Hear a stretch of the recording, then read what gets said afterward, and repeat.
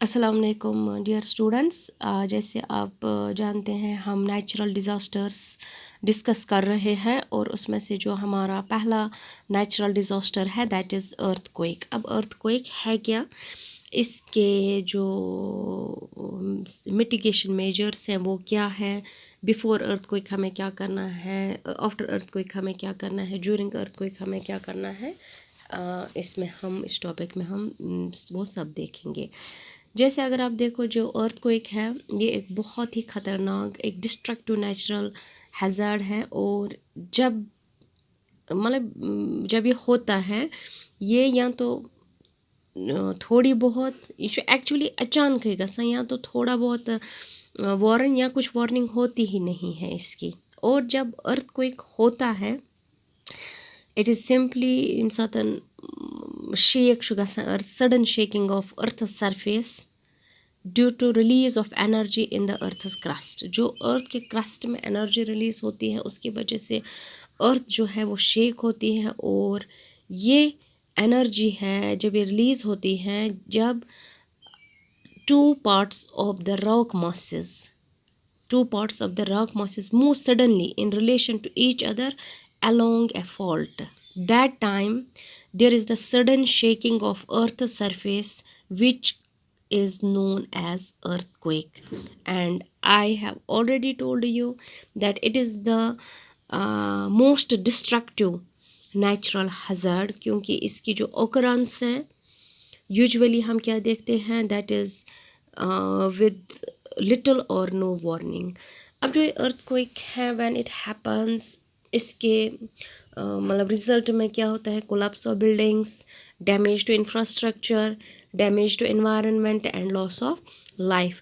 अगर आप देखोगे इसकी वजह से इलेक्ट्रिक शॉर्ट सर्किट होता है, गैस लीकेजेस होती हैं जिसकी वजह से big fires can be created with that, water pipes broke होती हैं जिसकी वजह से वाटर टैंक्स डैम्स डैमेज होते हैं और उसकी वजह से बहुत ज़्यादा फ्लड भी आ सकता है जिसकी वजह से पूरी कम्युनिटी जो है वो इम्पैक्ट होती है।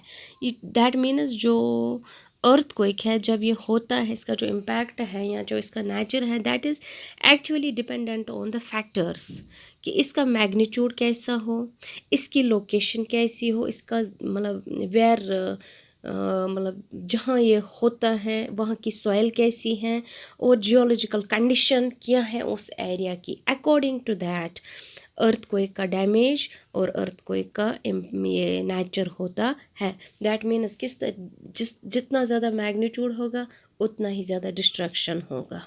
ठीक है, तो यहाँ पर अगर आप देखोगे जो ये अर्थक्वेक है इसको हम जोन्स में डिवाइड करते हैं, किस जगह किस तरह से ये होता है। उन जोन्स को हम सिस्मिक जोन्स बोलते हैं। जो अर्थक्वेक जोनिंग मैप है उसके हिसाब से जो हिंदुस्तान है that is divided into 4 seismic zones. जो पहला सिस्मिक जोन है that is zone 2nd, 3rd, 4th and 5th।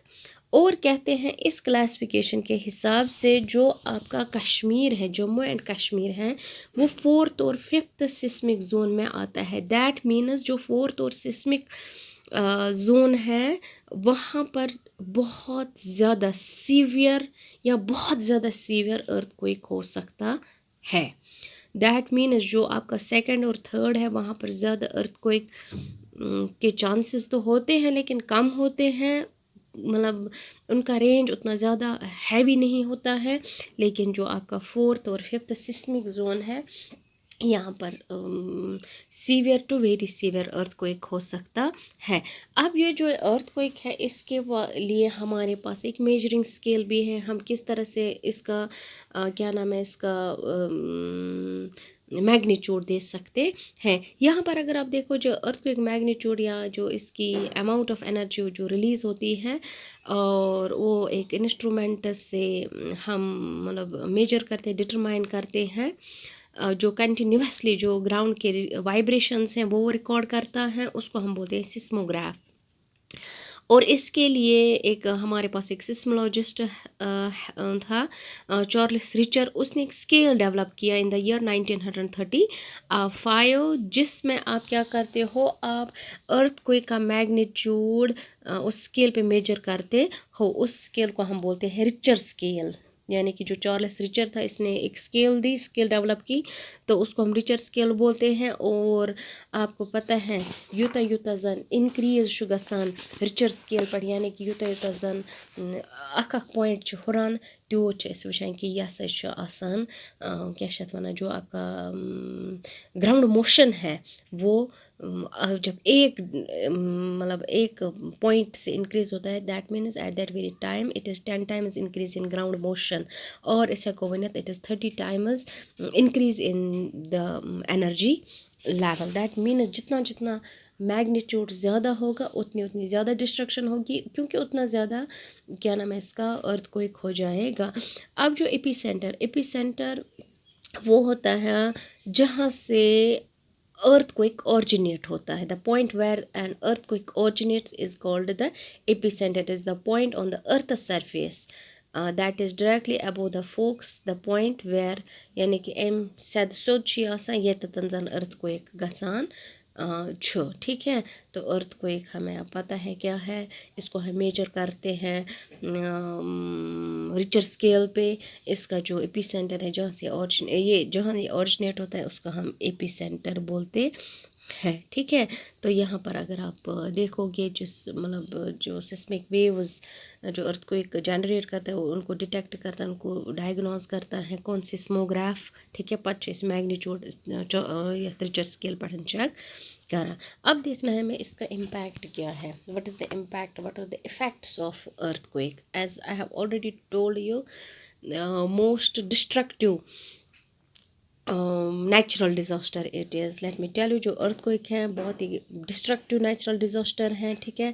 अगर आप इसका इम्पैक्ट देखोगे वो बहुत ही डेंजरस है, क्योंकि ये बहुत ज़्यादा एरिया को इम्पैक्ट करता है और ये ऑल ऑफ ए सडन आता है। इट इज़ रियरली प्रिडिक्टेबल, इशुन गसान प्रिडिक्ट कहीं। और यहाँ पर क्या क्या नुकसानात होते हैं इसकी वजह से, let we C.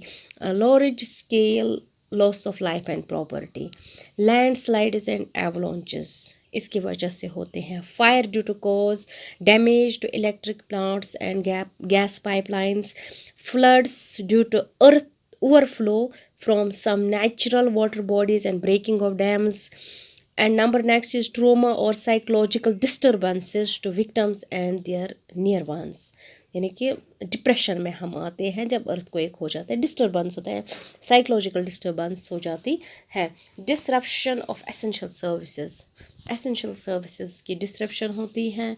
Water supply छु गसान, सीवरेज सिस्टम छु गसान कमज़ोर, कम्युनिकेशन छु गसान कमज़ोर, power transport, all the things इसकी वजह से इसके इम्पैक्ट में आ जाते हैं। Destabilisation of economic and social structure of the nation, यानी कि इकोनॉमी और सोशल स्ट्रक्चर पे भी इसका भरपूर असर पड़ता है।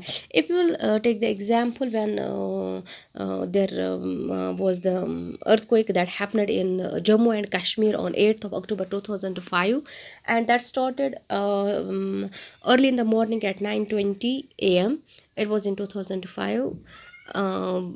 अर्थक्वेक हो गया, जस्ट रिचर स्केल पे इसका जो मैग्नीट्यूड था वो 7.6 था, और ये इसका जो एपी सेंटर था वो मुजफ्फराबाद था, यानी कि north west part of the Himalaya, जिसकी वजह से बहुत ज़्यादा नुकसान हो गया। It was damage to buildings, infrastructure and loss of life, and it is recorded one of the deadliest earthquakes in the history of Indian subcontinent as per the loss of life and property. अगर आप देखोगे, this earthquake at that very time when it happened, it devastated about 40,000 square kilometers in both parts of Jammu and Kashmir and northern Pakistan, and at that very time it killed about 80,000 people and injured about 1 lakh people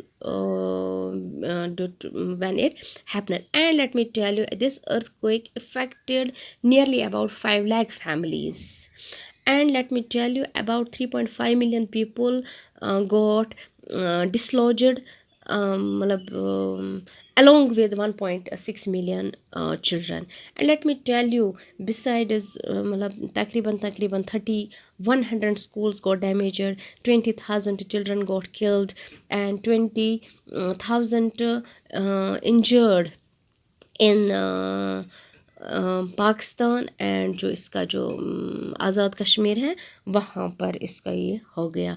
और यहाँ पर तकरीबन 250,000 farm animals जो है वो मतलब मलबे के नीचे आ गए और मर गए। दैट मीन्स अगर आप देखोगे बिल्डिंग्स की destruction, more than 7,80,000 buildings were either destroyed or damaged beyond repair due to this earthquake. Property loss placed to $4 billion at that very time. 3 lakh people got employed after this earthquake. Let me tell you, in the state of Jammu and Kashmir, it was Karna, Udi, Poonch district, they were badly affected. We too were affected. The Kashmir was very affected क्योंकि करना उड़ी जो है ये दोनों कश्मीर में ही आते हैं। ये बहुत ही वर्स्ट हिट हो गए थे उस टाइम। बिल्डिंग्स कोलैप्स हो गए, रोड्स डैमेज हो गए, पावर और कम्युनिकेशन ख़त्म हो गया, हैवी लैंडस्लाइड्स हो गए, रॉक फॉल्स हो गए, ठीक है। और साथ साथ में both people and cattle were damaged due to this earthquake. This happen, let me tell you, general में इसके 80,000 लोग मारे जाते हैं इस अर्थक्वेक में, ठीक है।